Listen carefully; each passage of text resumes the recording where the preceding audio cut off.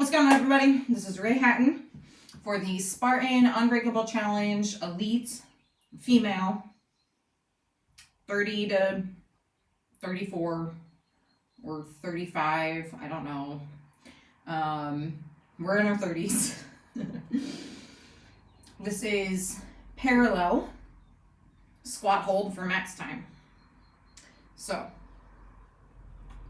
I'm going to be listening to the Clinical Athlete Podcast episode 61. It's the quads until it's not the quads, which is totally appropriate for this. Mainly because if I listen to music, I will dance. So, shout out to one of the pods I listen to. Thank you for getting me through this. And here we go. They have insane hip strength.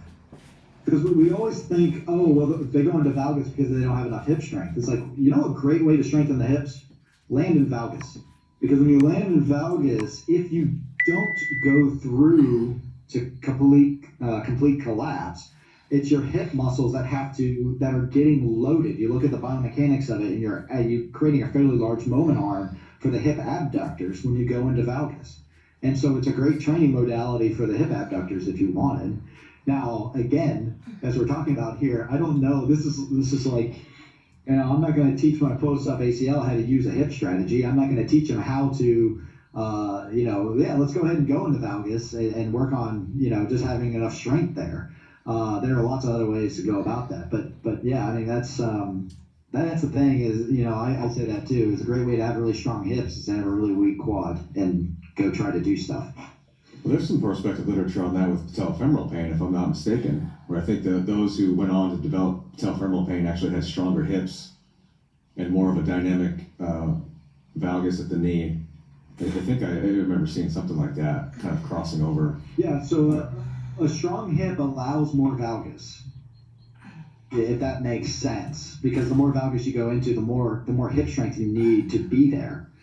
Otherwise you're going to collapse all the way. But the problem is that when you're in valgus, you're putting a higher stress to the anterior knee. There is more patellofemoral contact stress when you're in valgus. No. Now, again, the question is this patellofemoral joint conditioned to take that? And if the answer is yes, then it's not a problem. If the answer is no, well, it doesn't matter how strong your hips are. It matters how much load the patellofemoral joint is taking and how much you can tolerate taking. And so people talk about, oh, well, you can do a hip strengthening program and that's going to, reduce the patellofemoral pain. And they think it's because it's going to change the tracking. It's like, it doesn't change the tracking at all. All right. 1:20. I'll have to rewind it and watch. 1:20 something. I blame my 50 step-ups and 50 thrusters with bad planning on my end. But that's all right. Quadzilla.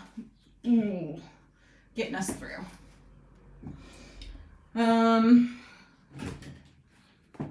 Thanks for the challenge, Spartan. It's been fun.